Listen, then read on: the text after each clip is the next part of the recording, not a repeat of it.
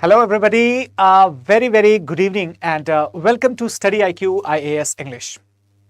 My name is Abhishek Singh and in this lecture today I'm going to talk about the Rajput age with all of you. And some of you might have watched the previous two lectures in this series, which is the medieval history by Satish Chandra. This is going to be a one-stop solution for all of your exam related requirements in the subject of medieval history. So make it sure that you are joining this session regularly and also you are sharing this class with your friends or your fellow aspirants who are preparing for the UPSC Civil Services Examination 2024.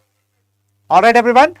So proceeding to further, let me just tell you a very interesting thing. In fact, today guys, there is a special day. We are offering the Super Learning Days sale on our prelims to interview program, that is the P2I batches. Regularly, these batches are basically available in 29,999 on application of my code, but today and till 30th September, if you are using my code ASR live, then you have an opportunity to avail these courses just in rupees 26,999. So we will talk about the features and other details of this program in the later part of this lecture, but let's come directly to the topic. So the Rajput kingdoms. Most of you must have heard about the Rajputs, the proud Rajputs of their heritage, their lineage, and some of them, they are also inclined to add or inclined to connect their ancestry with the Vedic era Kshatriyas. But the historical doubts and historical narrations are always there which try to emulate the similar doubts pertaining upon the various other communities in our long history, which means that definitely this is a great topic to understand, to learn about it. And why is it relevant for the examination purpose? Because in the last 2 to 3 years, UPSC has been asking the questions about the founders of the dynasty, about the particular dynasty, and mostly the questions are match the following kind of. Okay, so we will start learning about the Rajput kingdoms one by one, step by step. First of all, we will try to understand that what are the origin theories of the Rajputs, right? That means how has been the studies of origins done about the Rajput dynasties and what are the resultants or conclusions. For example, if we talk about the era of Rajputs and particularly the origin, guys, usually the Rajput period started from approximately 7th century, 8th century. As you all might be aware that the Rajput, they were the representative of the feudal age, that is the medieval period of course. Therefore, as soon as the feudal systems might have embarked, might be by that time itself the Rajput dynasties would also have emerged. So it can be safely said that their emergence would be somewhere during the 7th, 8th century. Now the question arises that how were they related to the ancient Kshatriyas, or were they actually related or not? So there are the various opinions given by various scholars. Particularly these scholars' opinions, they can be cumulatively understood in 5 different contexts, 5 different theories of origin. Number 1, the first theory is the most popular theory, the Agni Kul theory. This is Agni Kul theory. In this particular theory, which emanates from the references given by Chandra, who wrote or compiled Prithviraj Raso, it is also believed that either Chandra was a companion along with Prithviraj Chauhan, or this Prithviraj Raso written by Chandra might have been completed in subsequent periods. So that particular book talks about the Agni Kul theory. Agni Kul theory suggests that this theory suggests that to defend the territories against the mlechas, What is the meaning of the mlech? Now guys, this is actually a medieval concept or early medieval concept where most of the foreigners, particularly coming from the northwestern invading sites, they were termed as mlechas. It is said that to defend the territories against the mlechas, Mount Abu, right, that was the place where a huge yajna was conducted. Okay, that was conducted by Vasishtha.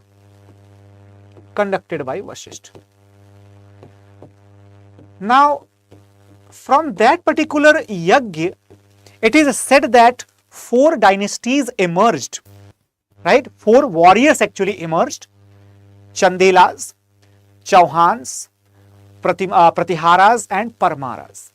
So these great dynasties emerged and they became the defendants of the land. Now guys, this might be a theory which simply suggests that there might have been some sort of yajna or some sort of ritual in order to bring them into the domain of Kshatriya. Okay, so this is why there are the scholars like V.A. Smith who suggested that the tribal origin might be possible. Why?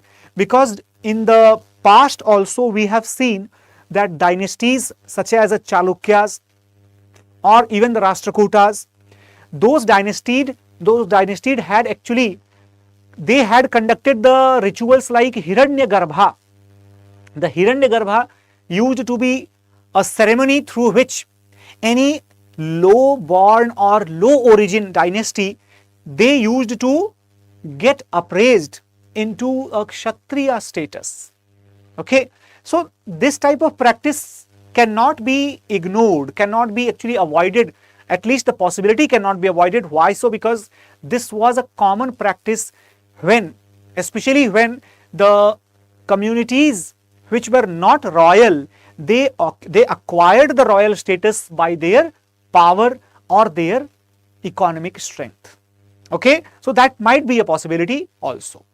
Similarly, if we talk about another possibility, now certain scholars, including James Todd, who has written the Annals of Rajputana, that's a very famous book describing about the history and the society of Rajputs very comprehensively. So that is one book. Apart from the V.A. Smith and William Crookes, they also suggest that the possibility of foreign origin can also be not ignored, right? Can't be ignored also. And why so? They have given the reasons behind it. For example, V.A. Smith, he suggested that, in fact, Colonel Todd also suggested that the worship of fire and worship of sun, these two were the features of Rajputs which were present predominantly. For example, the Parmar rulers, the Solankis I am talking about, the Solankis, they had constructed a sun temple in Modhera in Gujarat. Okay. Similarly, the worship of sun and fire was also prevalent in the Rajputs of Rajasthan area. So this was believed that probably they might have inherited the tradition of fire worship or sun worship from the places where they came, like the Persia and the Central Asian regions. So they suggested that the Rajputs might be the settled communities and the successors of the settlers who might be originally the Shakas, Kushanas or the Parthians. Okay everybody, so I hope it's absolutely clear to all of you. Now when we talk about another possibility, there are certain scholars who claim that yes, they might be either the Kshatriyas or they might be of the mixed origin as well. So the scholars like Gauri Shankar Jha, he suggests that Kshatriya origin is actually possible because the customs and the traditions and the values, even the warfare methods which they used to follow, or the genealogies which they had given, everything is connected with the ancient Kshatriya dynasties. Okay, not only that, the maximum chances of the theory which is more probable to justify the origin of the Rajputs, that appears for the mixed origin theory. The maximum chances appear for mixed origin theory. Why? This theory was actually given by Dr. D.P. Chatterjee, who suggested that the Rajputs might not be a homogeneous group. So they are a non-homogeneous group consisting of the ruling and warrior classes. Remember, ruling and warrior classes originating from the distinct sect and communities coming across from the different localities or the regionalities and from different caste or creed, but ultimately they shared one common trait, that is, they were the ruling and warrior classes. Ruling and warrior classes. So I hope that it is absolutely clear to everyone, those who's watching. Now moving further, and let us understand about the significance of the Rajput dynasties, that why are we actually studying about the Rajputs, what was their relevance in their period. So first of all, if we try to understand about the time period of the Rajput dynasties, so guys, their time period actually, it started from the 7th century as I told you, but their phase of dominance, that phase of dominance came around 10th century and it remained up to 12th century. Okay, so 10th to 12th century, approximately 200 years of time, that was actually the period of Rajput dominance. And why are they considered significant? Because they provided several features in the contemporary historical versions. For example, they were actually the inheritors of the cultural continuity. Now, what is the meaning of this term? When we talk about cultural continuity, try to understand that their rituals, customs and their practices, even their war ethics, it sounded absolutely similar to the war ethics mentioned in the Puranas and the Shastras, even the epics like Mahabharata. Okay, not only that, they also claimed to have continued the lineages from the Puranic or from the Vedic lineages of the Kshatriyas, and therefore they emulated the similar cultural practices. For example, respecting the Brahmanas, giving the land grants, or even considering the sacredity of the cows, or defending the pride of the women. These of the cultural features, they continued due to the Rajput rule in northern India, particularly during the 10th to 12th centuries. Okay, so all these things, they were the cultural continuity in the Rajputs. Now, coming to the next part after this, defenders of the frontiers. Now, what does that mean? See, it is absolutely correct to say that the Rajput states were feudal in character. They were disintegrated, of course, but still they were able to defend their frontiers, since the invasion of Islamic rulers were taking place, I would say from 8th century. If you remember that, the attack of Muhammad bin Qasim, 712 CE, since that period, the Rajputs were able to contain that frontier for at least 200 to 400 years, if not more. And that was not a small achievement, let me tell you why so, because in the other parts of the world, be it Persia, be it Central Asia, or even the rest of Arabia, or Northern Africa, or Southern Europe, everywhere there was the empathetic victory of Islam. So emphatic victory of Islam was there, but in India they had to face the challenge due to the ongoing rule of the various feudals, particularly including Rajputs. Okay. Apart from that, they established the significant political prowess. I think that point is also included when I am explaining that how were they defending the frontiers. Okay, everyone. Then they encouraged the regional art and architecture. Now this point is very crucial to understand, and why so? Because Rajputs, they were the patrons of the regional art and architecture, particularly as we say that the feudal characters, they helped in promotion of regional languages, regional culture and art and architecture particularly. For example, you will see the development of Nagar style of temple to its zenith under the Chandel dynasty.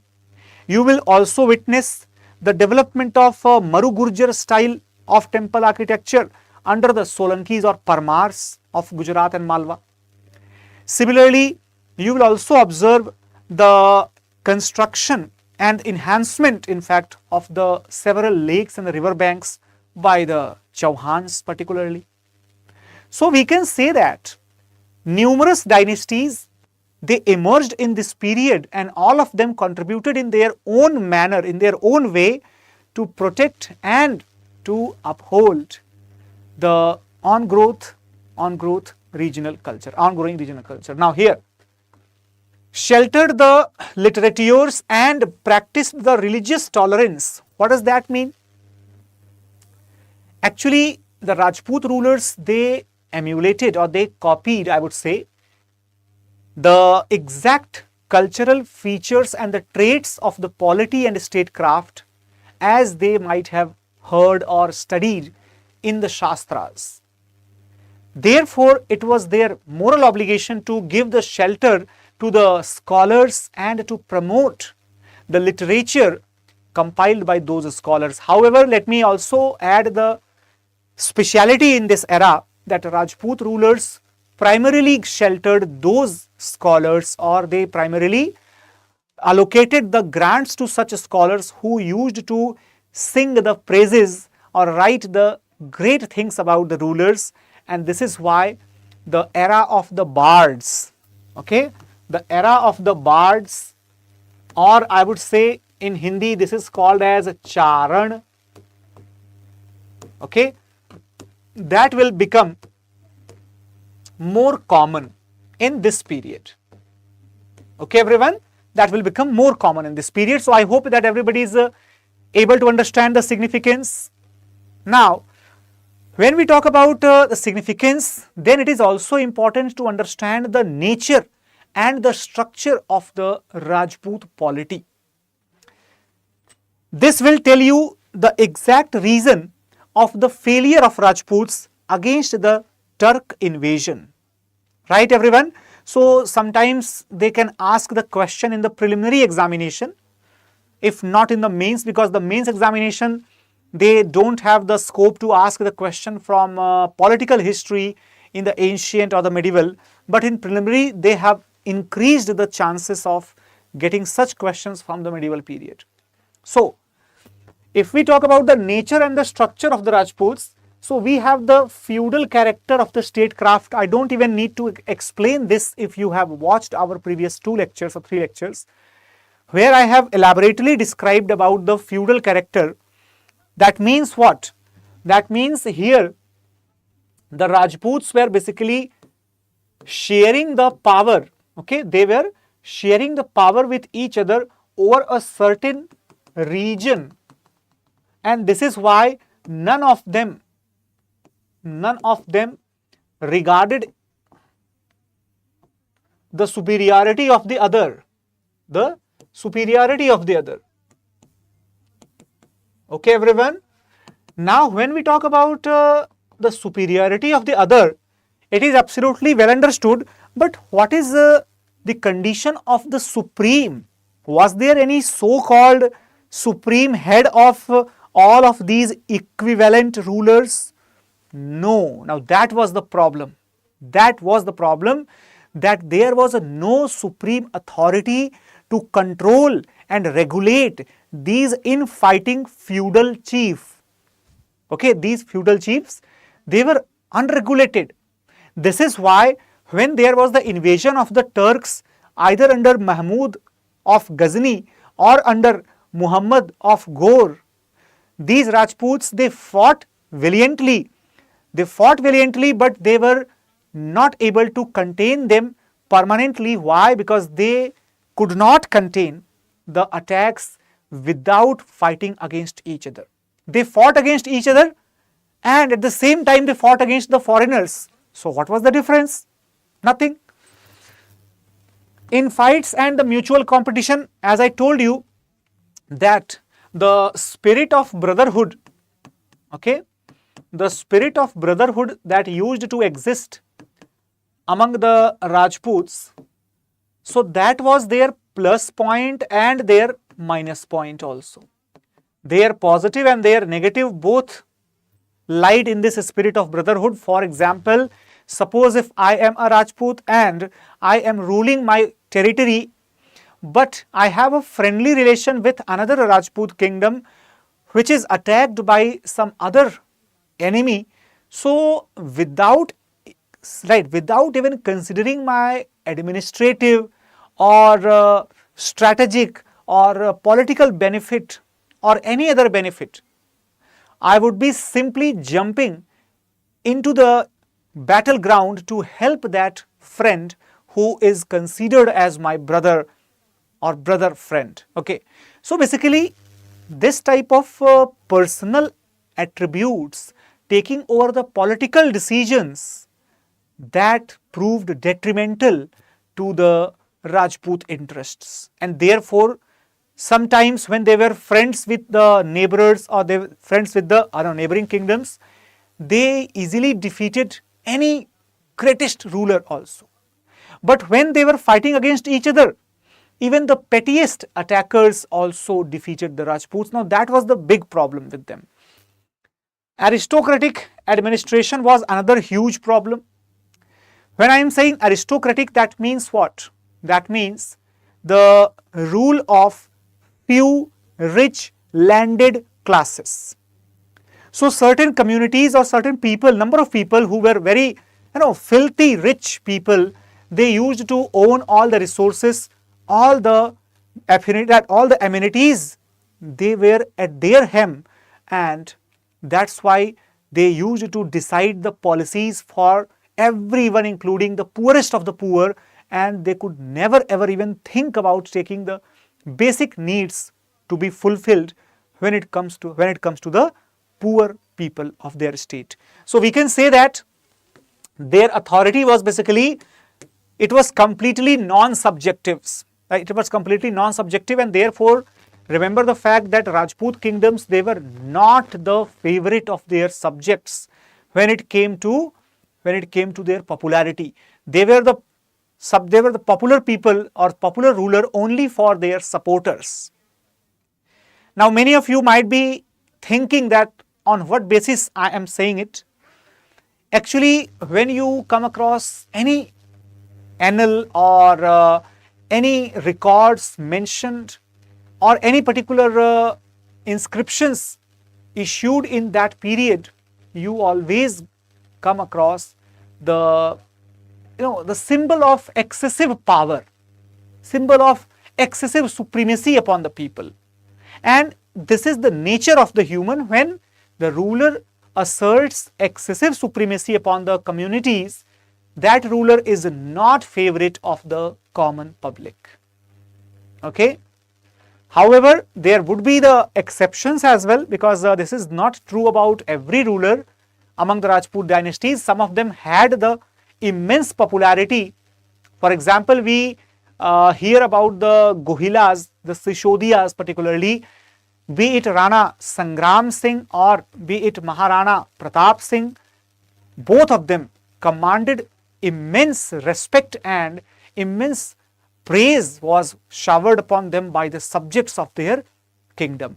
So that indicates that yes, there used to be exceptions, but in general rulers were not that much popular. Therefore the public did not resist the foreign invasion, and in fact they did not join the resistance offered by the masters of their kingdoms. Then lineage and hereditary, right, hereditary pride. Now lineage and hereditary pride, that would be the biggest factor defining the Rajput pride and Rajput lineage. They would be ready to give away their life and take the life of the others away. Now this will become the grueling, right, the grueling reason for the battles, much frequent battles used to happen due to this, this spirit of pride, the feeling of pride. Now that's a big drawback, I would say, in the nature of the Rajput polity. I hope up to this point it is absolutely clear to all of you. Now we have understood very well about the aspects such as the nature of the state, such as the origin, such as the kingdom. When we talk about even the society, right? But before that, let us understand about some famous dynasties related to the Rajputs. Guys, there are numerous dynasties related to the Rajputs, but we will only be considering some of the most famous dynasties which lended significant impact upon the contemporary historical incidents of India. So, just behind me, you can ignore this Deccan part for now, because the Deccan part will be taken care in the next lecture. So you can just pay attention to the northern parts. Have a look here. The Tomars in the north nearby Delhi and Agra, etc. Then Gahadwals were there. Pratiharas, it is written here, but only few remaining. So they were not important. Gahadwalas, Tomars, Chauhan, Parmar, Solanki, Chandel and Kalchuris. They all were very important. They all were very, very important dynasties. So let me just write it down for you so that you can understand that how many dynasties were crucial. So guys, if we talk about, so let me just make a diagram for you so that you can understand it very well. So when we talk about the Rajput dynasties, okay,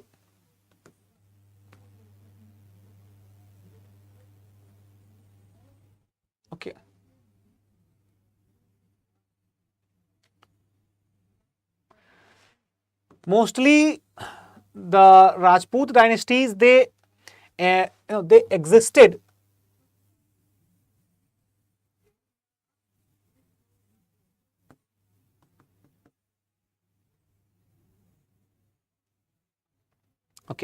so they existed primarily in the northern areas. Why in that particular area? Why not in any other area? So the main reason, as I told you, the main reason was the availability of the riverine plains. The small tracts of the riverine plains led to the establishment of the small feudal units called as the Rajput dynasties. So therefore you will find the locations in the Hindu Kush valley. There will be the Hindu Shahi dynasty. Okay. Got it, everyone? Hindu Shahi dynasty will be there. Apart from that, eventually you will observe that in Jammu and Kashmir region, there will be the dynasties like Lohara, okay, and Avantis. Then in the areas of north, particularly in the northern Rajasthan and certain parts of Punjab, there will be the influence of Chauhans. Okay, Chauhans. Then in the nearby areas of Delhi, you will have the influence of Tomars. Okay, Tomars. Then when we talk about the largest occupants of this particular area, okay, so that was the region of Gahadwals. Okay, everyone. Apart from the Gahadwals, you will also observe the presence of the Chandelas in the Bundelkhand region. Chandelas in the Bundelkhand region. So they are Chandel. Then we have the presence of Parmars in this area, right? Parmars in this area. Okay.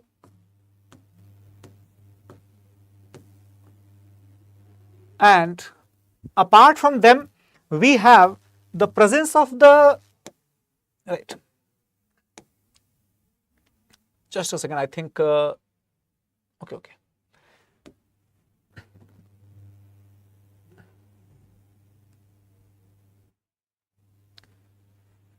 Okay, so I was just drawing it and it got disappeared, so I'm sorry for that. This is the area of the Chauhans. This is the area of, right, the area of Tomars, okay, and in this area we had the Hindu Shahis, and here we had the presence of Parmars. Here we had the area of Gahadwalas. Then we had Chandelas, and we had Kalchuris over here. Okay, and these were the areas of, I think I have already told these areas. So actually this page got disappeared, right? I think there might be some technical glitch or some sort of fault. So no worries. Still you are able to understand. I hope so that you are able to understand the map particularly. Now guys, moving further, when you get to know about these important dynasties, it becomes really crucial because only these dynasties, they played a crucial role in the subsequent phases of Indian medieval history. Now let us understand about one of the most famous and probably the pioneers among the Rajput dynasties, Tomar, okay, Tomars of Delhi. Now the Tomaras or the Tomars of the Delhi, they are also known as the Tomar, Tamar, Tuar, right? Different names are taken, but the people remain same. Basically, when we talk about Tomars, they are well known for the establishment of the city of Delhi in 736 AD, okay, in 736 AD, and that is why it's absolutely significant to note down that you might have heard the name of Anangpal Tomar. So there have been multiple rulers with the same name in this dynasty. In fact, the Anangpal Tomar, the last one, he handed over, rather he lost the control of Delhi to the Chauhans, right everyone? So since the period of 11th century onwards, the Chauhans, they became the occupants of Delhi, okay, 11th century onwards. Remember that. So Mahipal Tomar, he captured Thaneswar, Hansi and Nagarkot etc. in 1043 AD, right everybody? But in the end of the 11th century or during the 12th century, the beginning part of 12th century, I would say, the Chauhans became the permanent occupants of Delhi, right? In fact, Chauhans had already occupied Delhi in the 11th century also. Meanwhile, it was returned to the Tomars as a favor of the matrimonial alliance with Chauhans. But later on, Delhi was recaptured by Chauhans in the 12th century subsequently. Okay, so you can you can easily understand that Tomars and Chauhans, they were at constant feud against each other. Ultimately, this feud got settled when the Tomars became the feudatories of Chauhans in 12th century onwards. Okay, everyone. Apart from the Tomars, we have the Gahadwal dynasty. Guys, always remember that you do not need to go into the detail of the political history of the Rajput dynasties more than which was the area, and what was the name of the dynasty, and one or two famous rulers like Anangpal Tomar and Mahipal Tomar in Tomar dynasty, two famous rulers. That's all. You don't need to do much more than that. Talking about the Gahadwals of Kannauj, they held the largest area among the contemporary North Indian kingdoms ruled under the Rajput rulers.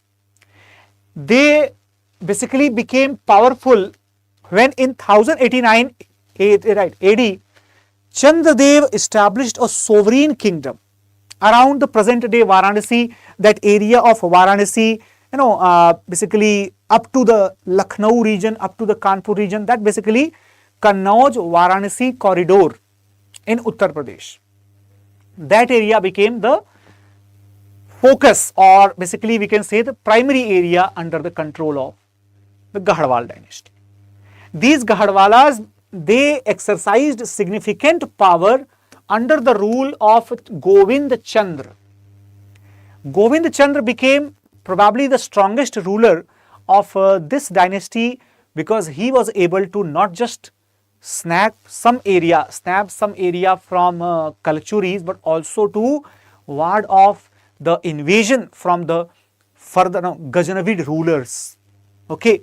In fact, when we talk about the other rulers of Gahadwal dynasty, the name of Vijay Chandra and Jai Chand, these two names are very important. But remember that Govind Chand, Vijay Chand and Jai Chand, three Gahadwal rulers, they are crucial, they are important to just know their names, not more than that. But who is famous, or I would say infamous?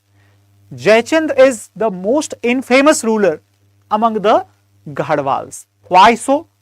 It is blamed upon him that he had faulted against Prithviraj Chauhan, he cheated against him, and he invited Muhammad Ghori to attack on the kingdom of Chauhan and even did not support Chauhan in his fight. All these are simply the baseless things. Let me tell you why. Because the contemporary historical records, they do not support such type of allegations.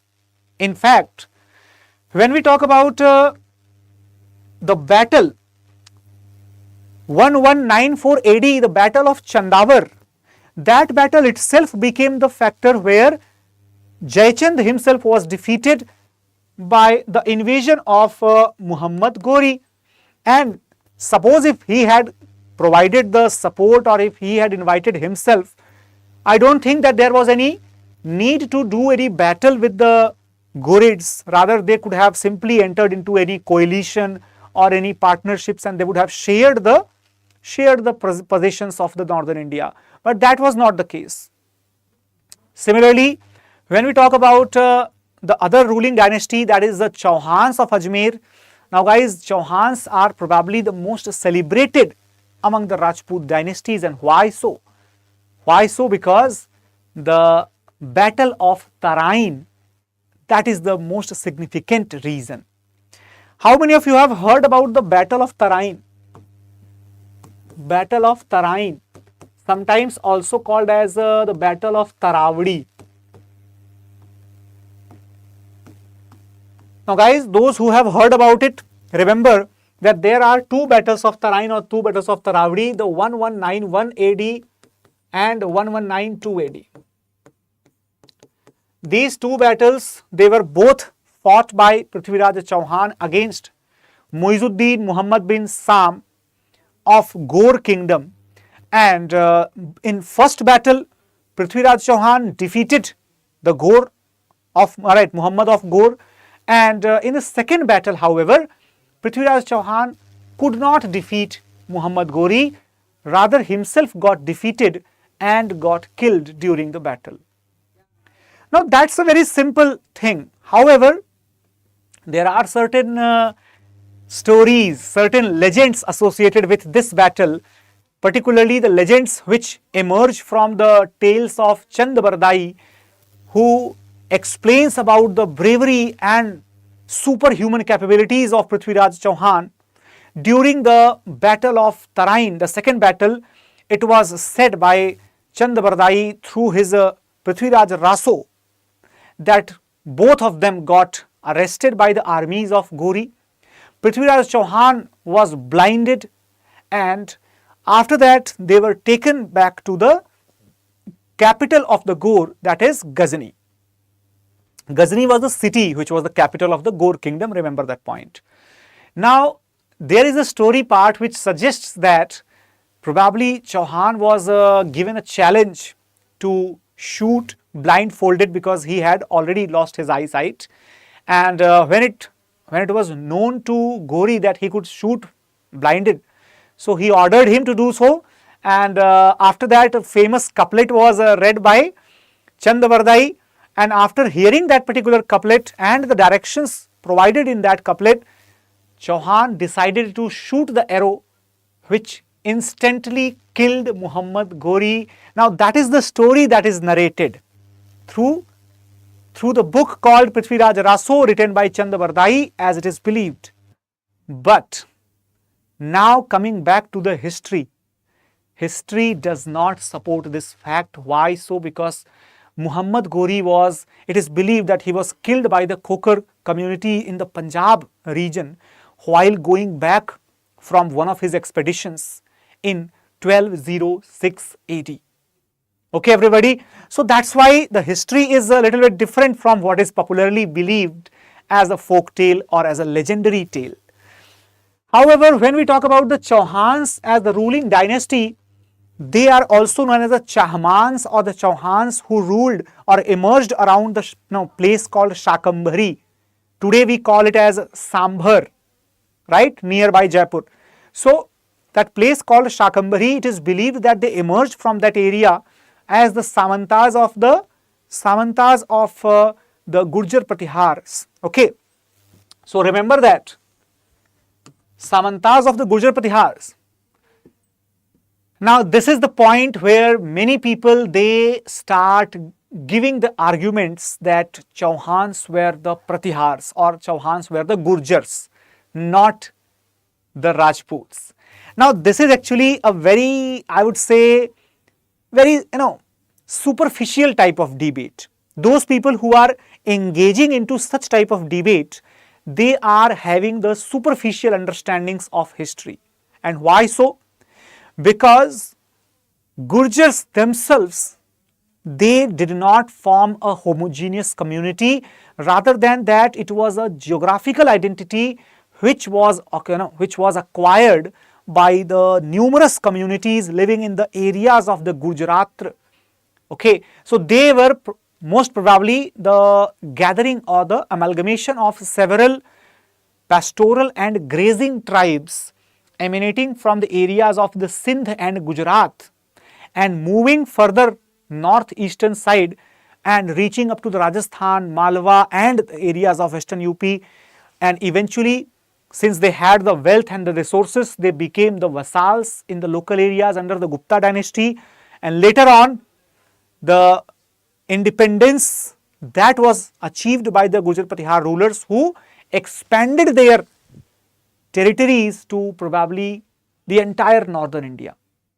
Okay, so this is the exact trace of historical evolution of the Gurjar Pratihars who had the vassals, the vassals who were Chauhans. So Chauhans were the subordinate of the Gurjar Pratihars, not Gurjar Pratihar themselves, right everybody?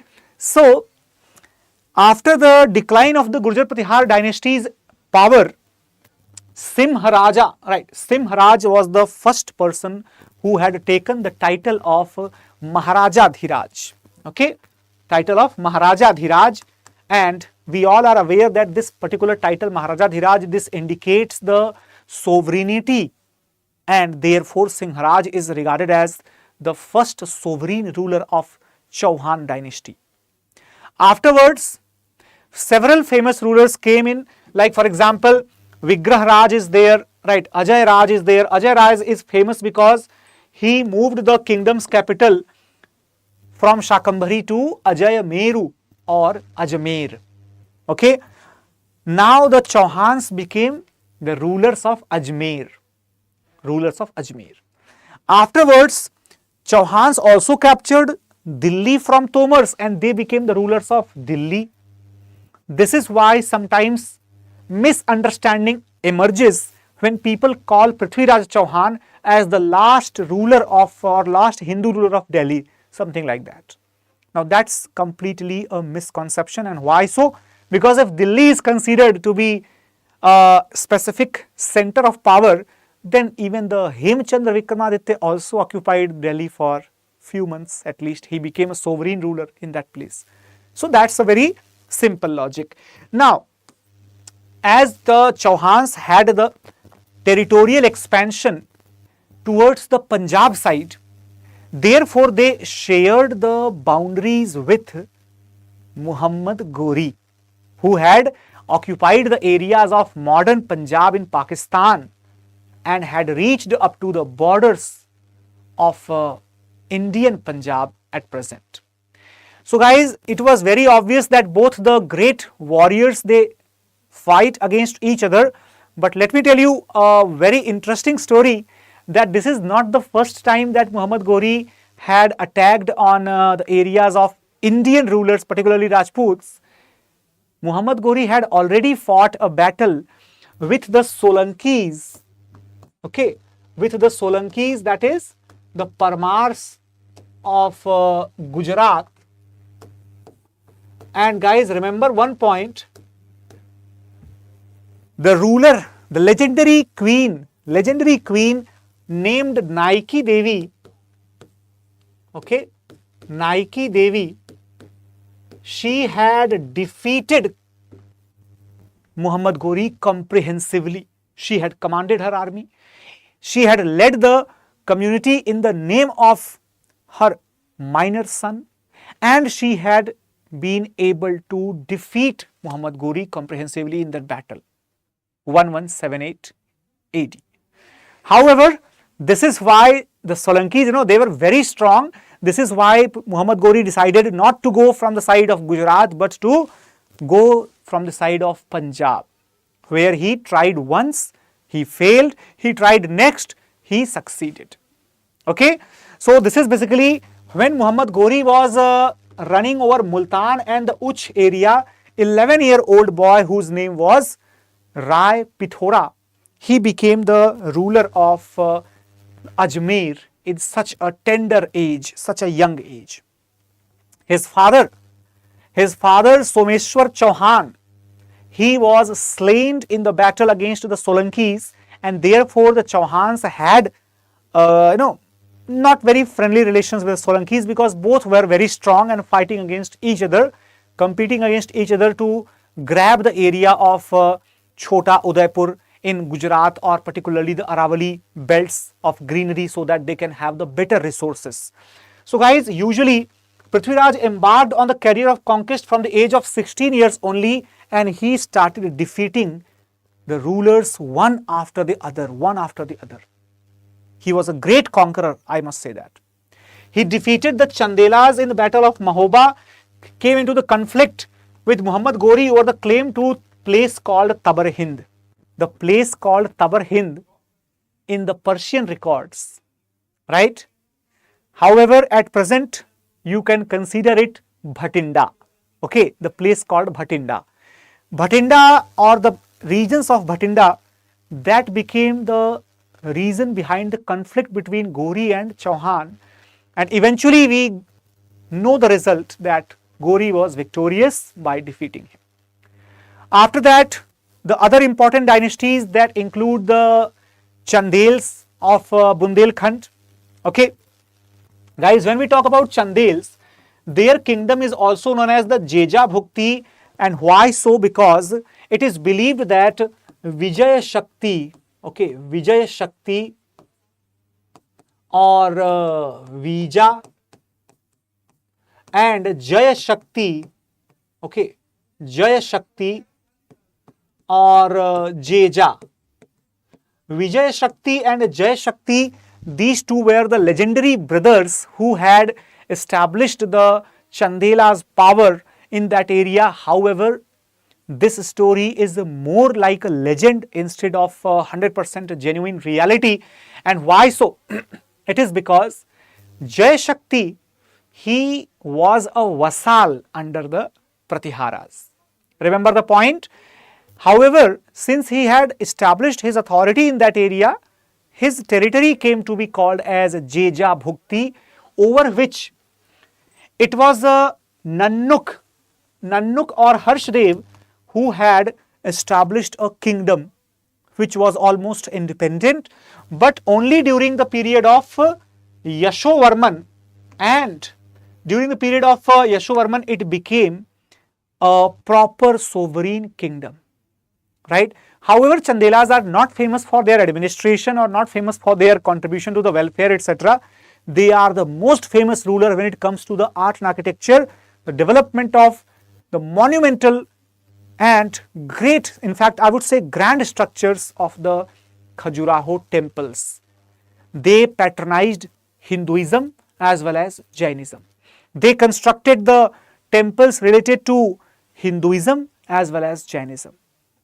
Khajuraho has got Kandariya Mahadev temple, it has got Lakshmana temple, it has also got the Parshvanath temple, right? Parshvanath temple. So guys, remember that the Chandelas, they were the most prolific builders among the contemporary Rajput kingdoms, and therefore they are still remembered, whereas the other Rajput kingdoms are not as much well remembered as Chandelas.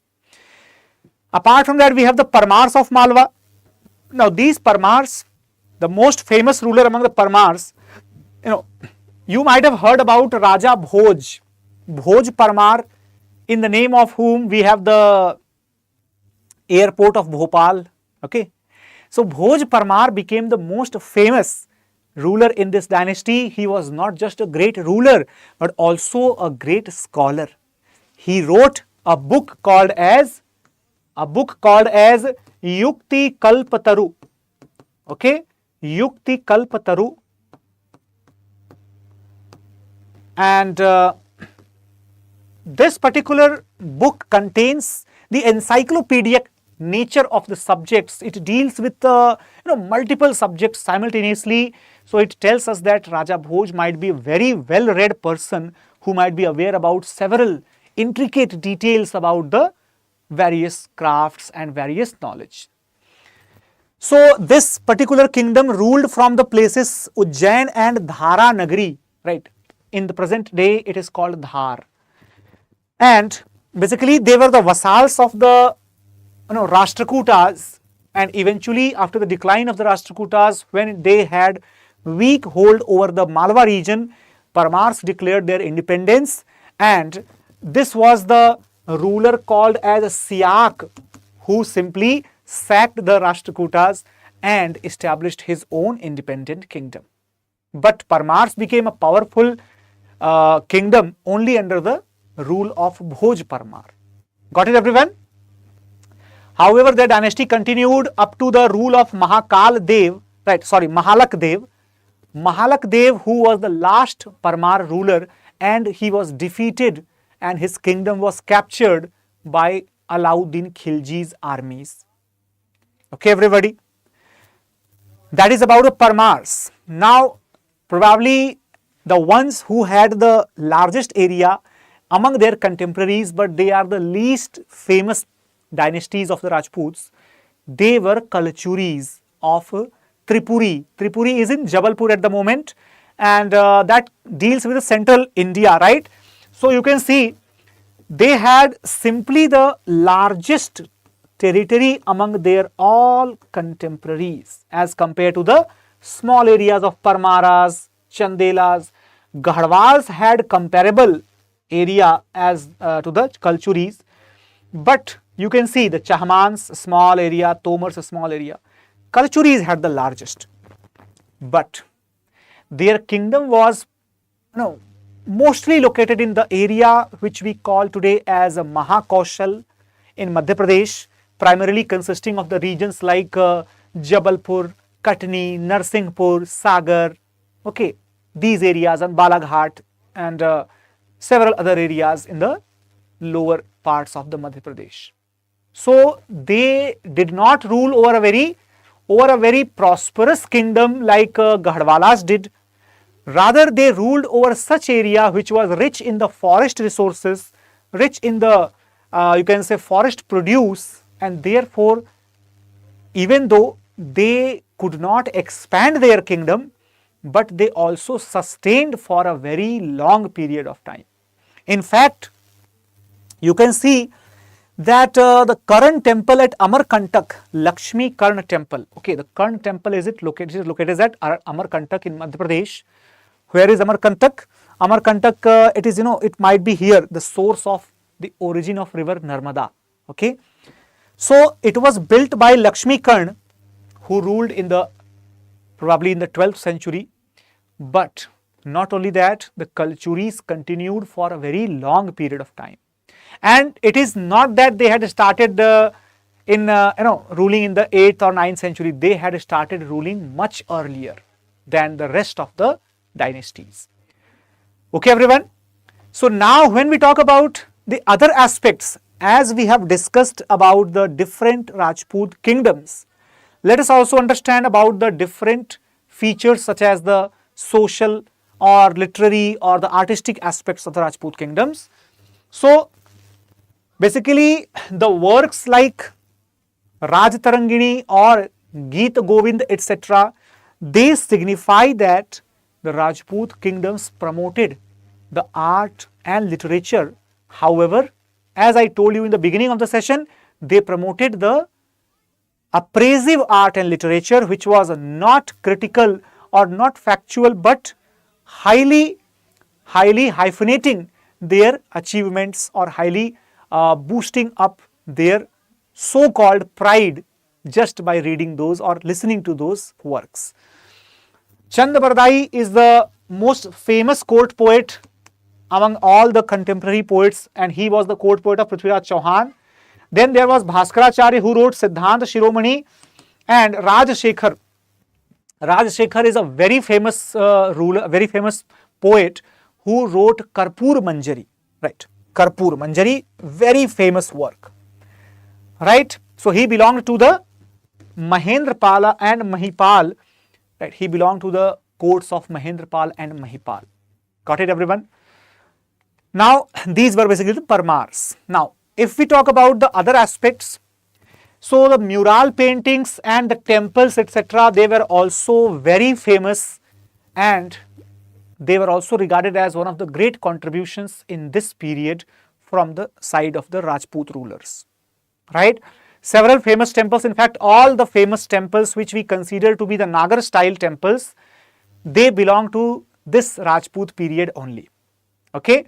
So this is one of the best examples. You can see such a great monument just behind me, and this is actually the temple of Mount Abu, and this is the internal structure, the inner part of the Mount Abu temple. You can see the level of decoration, the level of the intricate carvings accomplished in the roof work and on the pillars also.